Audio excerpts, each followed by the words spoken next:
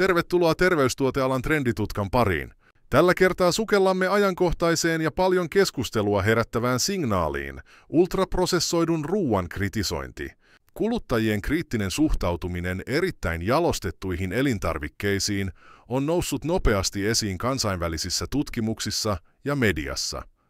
Monet ovat huolissaan näiden tuotteiden yhteyksistä lihavuuteen, diabetekseen, sydän- ja verisuonitauteihin ja jopa mielenterveysongelmiin.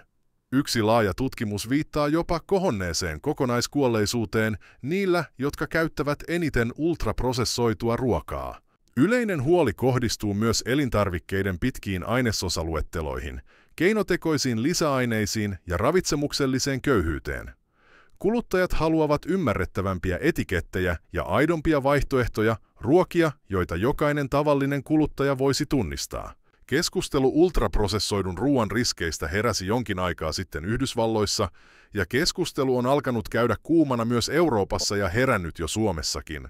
Ultraprosessoidut elintarvikkeet muodostavat noin 60% amerikkalaisten ruokavaliosta, ja lasten ja teini-ikäisten kulutus on vielä suurempi. Tiede ei vielä tarjoa yksiselitteisiä vastauksia, mutta yksi asia on selvä.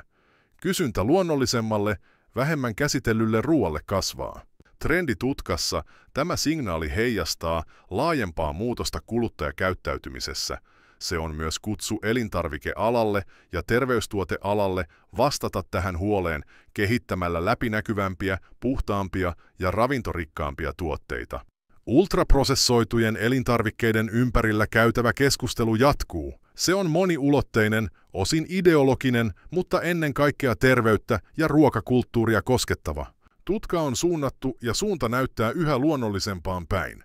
Terveystuotealan trenditutka seuraa tätä ajankohtaista ja mielenkiintoista teemaa jatkossakin.